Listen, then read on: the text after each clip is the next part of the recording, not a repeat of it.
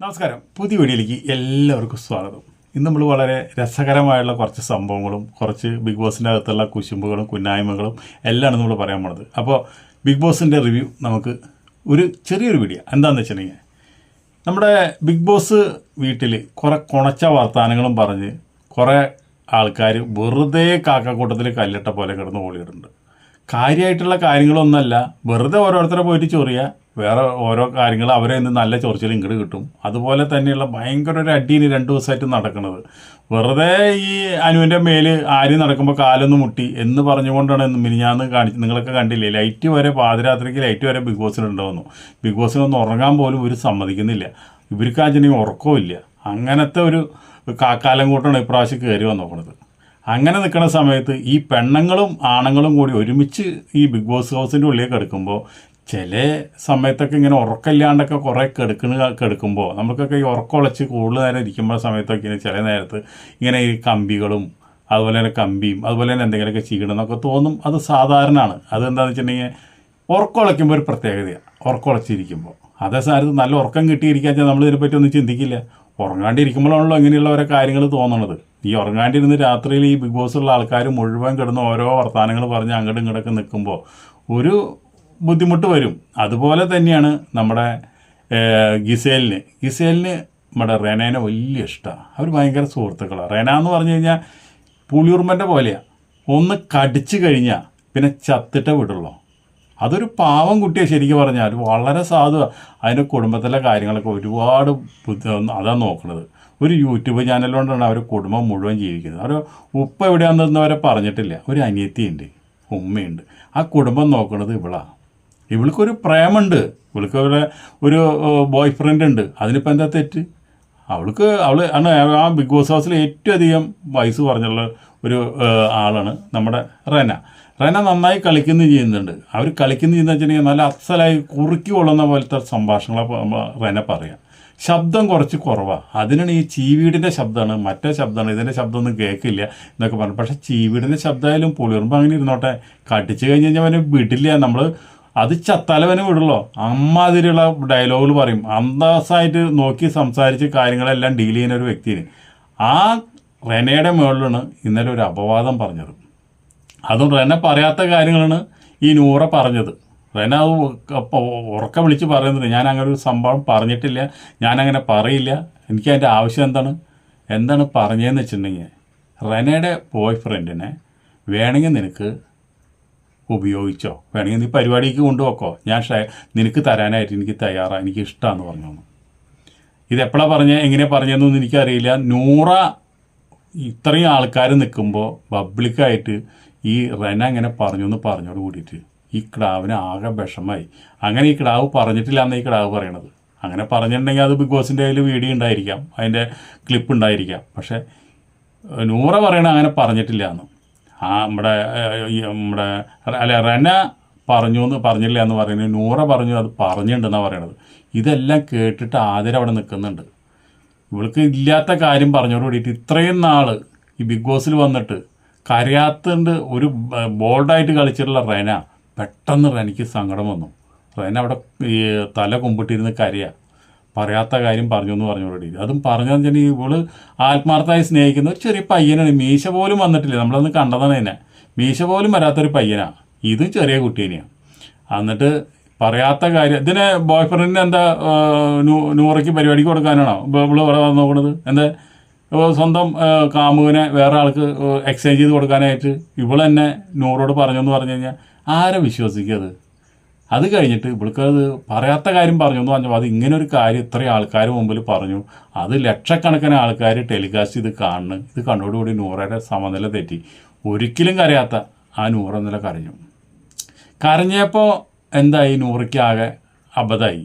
ഇത് പറഞ്ഞത് അബദ്ധമായോ, ഇല്ലാത്ത കാര്യവും പറഞ്ഞത്. ചിലപ്പോൾ എന്തെങ്കിലും ചെറിയ അരിയും മുറിയും പറഞ്ഞപ്പോൾ അതിൻ്റെ മുകളിൽ കയറ്റി വെച്ചിട്ട് അവർ ആ പെണ്ണും തമ്മിലുള്ള ബന്ധമാണല്ലോ, അതിനെക്കുറിച്ച് സംസാരിച്ചപ്പോൾ എന്തെങ്കിലും അരിയും മുറിയും പറഞ്ഞിട്ടുണ്ടായിരിക്കാം. അത് ഇവള് തെറ്റിദ്ധരിച്ച് പറഞ്ഞതായിരിക്കാം. എന്നിരുന്നാലും നൂറയ്ക്ക് ആകെ വിഷമമായി. നൂറ് ഇങ്ങോട്ട് വന്നിട്ട് നമ്മുടെ റെനയെ കെട്ടിപ്പിടിച്ചു. റെന കെട്ടിപ്പിടിച്ചോടെ റെനയ്ക്ക് കൺട്രോൾ ഒന്നുകൂടി വിട്ടു. അപ്പം തന്നെ അരക്കെട്ടിലോട് കൂടിയിട്ട് റെനയും കെട്ടിപ്പിടിച്ചു. അപ്പോൾ ഇതൊക്കെ നോക്കിയിട്ട് ഒരാളവിടെ നിൽക്കുന്നുണ്ട്. ആരാണ്? നൂറയുടെ ഹസ്ബൻഡ് നമ്മുടെ ആതിര അവിടെ നിൽക്കുന്നുണ്ട്. ആതിരയ്ക്ക് അത് തീരെ ഇഷ്ടമായില്ല. കാരണം എന്താ വെച്ചിട്ടുണ്ടെങ്കിൽ ആതിര കെട്ടിപ്പിടിക്കുന്ന ശരീരത്തിൽ റെന കെട്ടിപ്പിടിച്ച് കരയിന്. അതുപോലെ തന്നെ നൂറ പറഞ്ഞ കാര്യത്തിന് അത് വളരെ അങ്ങനെ പറയാൻ പാടില്ല എന്നുള്ളൊരു പശ്ചാത്താപത്തിലാണ് നമ്മുടെ റെനേനെ നൂറ വന്ന് കെട്ടിപ്പിടിക്കുന്നത്. അപ്പോൾ അവരങ്ങനെ കെട്ടിപ്പിടിച്ച് ഒരു 5 മിനിറ്റ് നേരം കെട്ടിപ്പിടിച്ച് കരഞ്ഞത് നമ്മുടെ ആതിരയ്ക്ക് തീരെ ഇഷ്ടപ്പെട്ടില്ല. ഇനിയിപ്പോൾ ഇവള് എന്നെ വിട്ടിന് നൂറ അടുത്തേക്ക് പോവോ, അല്ല റെനയുടെ അടുത്തേക്ക് പോവോ? പോരാത്തിന് റെന ആണെന്നുണ്ടെങ്കിൽ ഇസേലിനെ ഇടയ്ക്ക് മസാജ് ചെയ്ത് കൊടുക്കുന്നുണ്ട്. അത് കാണുമ്പോൾ തന്നെ ഇവർക്ക് ഇഷ്ടപ്പെടുന്നില്ല. കാരണം എന്താ വെച്ചാൽ അവർ പെണ്ണും ഇവരും പെണ്ണും. ഇനിയിപ്പോൾ അങ്ങനെ വല്ല പ്രശ്നങ്ങൾ വേറെ കാണുന്നതും ഇവർക്ക് കുശുമുണ്ട്. അത് കഴിഞ്ഞിട്ട് ഈ കെട്ടിപ്പിടുത്തം കരച്ചിലൊക്കെ കഴിഞ്ഞിട്ട് ഈ ആതിരേനെ വിളിച്ചു കൊണ്ടുപോകണം. ആതിര നൂറേനെ വിളിച്ചു കൊണ്ടുപോകണം. എന്നിട്ട് അവിടെ സോഫയിൽ ചെന്നിരുന്നിട്ട് പറയല്ലേ, നീ ചെയ്ത് തൊട്ട് ശരിയായില്ല ഏട്ടാ. നീ പറഞ്ഞെങ്കിൽ നീ ആ പറഞ്ഞ സ്റ്റാൻഡിങ്ങിൽ നിൽക്കണം. നീ എന്നിട്ട് എന്തിനാണ് അങ്ങനെ നീ അവളെ കെട്ടിപ്പിടിച്ചത്? അവളെ പോയി കെട്ടിപ്പിടിക്കേണ്ട കാര്യം എന്താണെന്ന് നിനക്ക്? എനിക്കത് ഒട്ടും ഇഷ്ടപ്പെട്ടില്ല. നിൻ്റെ സ്റ്റാൻഡിങ് ശരിയല്ല എന്ന് പറഞ്ഞുകൊണ്ട് ഭാര്യയും ഭർത്താവും തമ്മിൽ ചില സംശയങ്ങളുടെ പേരിൽ നമ്മളിങ്ങനെ ചില ഭാര്യമാരും ഭർത്താവുമാരും വഴക്കൂടുന്ന പോലെ എന്ത് ആധികാരികമായിട്ടാണ് ഇവർ രണ്ടുപേരും 2 വ്യക്തിത്വങ്ങളല്ലേ.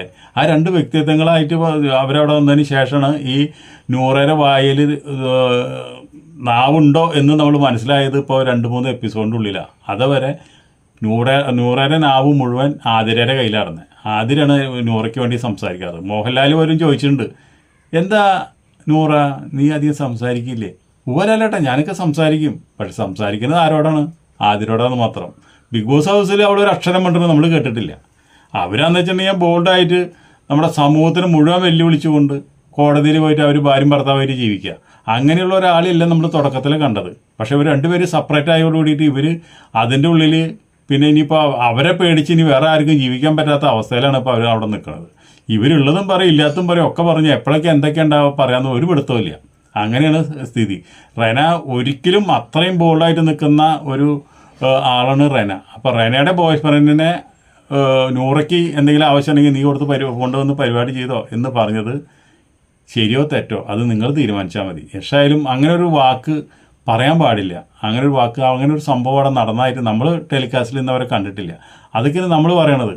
അപ്പോൾ അത് കഴിഞ്ഞാലും പിന്നെ ഈ പ്രശ്നങ്ങളൊന്നും തീർന്നില്ല. ഈ ഒരു പ്രശ്നത്തിൻ്റെ മുകളിൽ തന്നെയാണ് ഇവർ രണ്ടുപേരെ പിരിക്കും എന്ന് പറഞ്ഞുള്ള ഒരൊറ്റ കാരണത്തിൻ്റെ മുകളിലാണ് നെവിനെ ഇവർ രണ്ടുപേരും കൂടിയിട്ട് അവിടുന്ന് പുറത്ത് പോകാൻ പ്രൊവോക്ക് ചെയ്തത്. ആ ഒരൊറ്റ കാരണം കൂടെ നെവിൻ പുറത്ത് പോയത്. ഇപ്പം നെവിൻ പുറത്ത് പോയി വന്ന നെവിനെ നമുക്ക് കാണാനേ ഇല്ല ബിഗ് ബോസ് ഹൗസിൽ. എവിടെ നെവിൻ നമ്മൾ തപ്പി നോക്കേണ്ട സ്ഥിതിയാണ്. കാരണം എന്താ, പുറത്ത് പോയി കഴിഞ്ഞതിന് ശേഷം അവൻ എന്തൊക്കെയോ മനസ്സിലാക്കിയിരിക്കുന്നത്. അത് കഴിഞ്ഞതിന് ശേഷം വന്നിട്ട് ഇപ്പോൾ കളിക്കുന്നത് വളരെ സൂക്ഷിച്ച് മാത്രമേ കളിക്കുന്നുള്ളൂ. ഇന്നലെ തന്നെ വരുന്ന ആൾക്കാർക്ക് സ്വാഗതം ഏകാനായിട്ട് ഒരാൾ മൂപ്പരാണ്. അത് നീണ്ടു പോകണോട് കൂടിയിട്ട് ഷാനവാസ് പറഞ്ഞാൽ അതിൻ്റെ ബോറടിക്കുന്ന പരിപാടി ഒന്നുകൊണ്ട് നിർത്ത്. അപ്പോൾ നെവിൻ ഒതുങ്ങിക്കഴിഞ്ഞാലും നെവിൻ്റെ മെക്കട്ടിക്ക് കയറാനായിട്ട് ഷാനവാസ് റെഡിയാണ്. നെവിൻ എന്ന് പറഞ്ഞു കഴിഞ്ഞാൽ നല്ല അസൽ ഗെയിമറാണ്. ഇന്നലെ തന്നെ ക്യാപ്റ്റൻസി മത്സരത്തിൽ അവനാണ് ക്യാപ്റ്റനായത്. അവൻ നല്ല ഇതായിട്ട് നല്ല സ്മൂത്തായിട്ട് കളിക്കുന്നുണ്ട്. പണ്ടത്തെ തമാശയും കാര്യങ്ങളൊക്കെ മൂപ്പര് വിട്ടു പുറത്തു പോയി വന്നതിന് ശേഷം. മൂപ്പര് വളരെ കായികപരമായിട്ടും ചിന്തിച്ചും കാര്യങ്ങളായിട്ട് മൂപ്പര് നിൽക്കുന്നത്. അപ്പോൾ ഒരു സ്റ്റാൻഡും ഇല്ല എന്ന് പറയരുത്, നല്ല അസൽ സ്റ്റാൻഡിലാണ് നെവിന് നിൽക്കുന്നത്. അപ്പം നെവിനെ ഈ നൂറയും മാതിരിയും ഒരുപാട് ഉപദ്രവിക്കാനായിട്ട് തയ്യാറായിട്ടാണ് അവർ നിൽക്കുന്നത്. അവർ രണ്ടുപേരായാലും ചില കാര്യങ്ങളിൽ ഇവർ വളരെ യോജിച്ചാണ് ഈ നോമിനേറ്റ് ചെയ്യുന്നതും മറ്റുള്ള കാര്യങ്ങളൊക്കെ ചെയ്യുന്നത്, കളിക്കുന്നത് അതുപോലെ തന്നെ. അപ്പോൾ അതുകൊണ്ട് ഇവർ രണ്ടുപേരും രണ്ടായെന്ന് പറഞ്ഞാൽ എന്താ അർത്ഥമുള്ളത്? അപ്പോൾ രണ്ടായി കഴിഞ്ഞാൽ നൂറേരെ മേത്ത് എപ്പോഴും ആതിരേരെ ഒരു കണ്ണാണ്. നൂറ് ആരെങ്കിലും നോക്കുന്നുണ്ടോ, അധികം സംസാരിക്കുന്നുണ്ടോ, എന്തെങ്കിലും അവരായിട്ട് വല്ല ഇല്ലീഗലായിട്ട് വല്ല സംസാരങ്ങൾ നടക്കുന്നുണ്ടോ എന്നൊക്കെ വളരെ എക്സ്ട്രാ കണ്ണു വെച്ചിട്ടാണ് നടക്കുന്നത്. ഇങ്ങനെ നടന്നു കഴിഞ്ഞാൽ ഇവർ രണ്ടുപേരും ഈ ബിഗ് ബോസ് കഴിയുമ്പോഴേക്കും പിരിയുന്നുള്ള കാര്യത്തിൽ 100% ഉറപ്പാണ്. അതിനിപ്പോൾ നെവിനും പിരിക്കേണ്ട കാര്യമില്ല, അബ്കർ ഖാനും അവരെ പിരിക്കേണ്ട കാര്യമൊന്നുമില്ല. അല്ലാണ്ട് തന്നെ ചിലപ്പോൾ നടന്നു വരും. ഈ നൂറയുടെ മനസ്സിലെങ്ങനെയാണെന്ന് വെച്ചിട്ടുണ്ടെങ്കിൽ വീട്ടുകാരോട് ഒരുപാട് സ്നേഹമുള്ള ഒരു വ്യക്തിന് ഈ നൂറ. ഈ ആതിരേരെ പിരിവെട്ടുകാരനാണ് ഇങ്ങനെ കൊണ്ടുപോകുന്നത്. ഇതെപ്പോൾ വേണമെങ്കിലും ഈ ചരട് പൊട്ടിപ്പോവാം. അതിനിപ്പോൾ റെന പറഞ്ഞുകൊണ്ടും അല്ലെങ്കിൽ നെവിൻ ഇറങ്ങിയോണ്ടോ അബ്കർ ഖാൻ പറഞ്ഞുകൊണ്ടോ അല്ലെങ്കിൽ നമ്മൾ അവിടെ പുറത്തുള്ള ആൾക്കാർ കമൻറ്റ് ചെയ്തുകൊണ്ടോ അല്ലെങ്കിൽ അതൊന്നുമല്ല. നൂറേരെ മനസ്സിൽ എന്താണെന്നുള്ളത് ഈ ബിഗ് ബോസ് കഴിയുമ്പോൾ നമുക്ക് മനസ്സിലാക്കാം. അത്രയും നമുക്ക് പറയാനുള്ളൂ. അപ്പോൾ അതുകൊണ്ട് അടുത്ത വീഡിയോയിൽ നമുക്ക് വീണ്ടും കാണാം. അതുവരെ നിങ്ങൾക്ക് എല്ലാവർക്കും നന്ദി, നമസ്കാരം.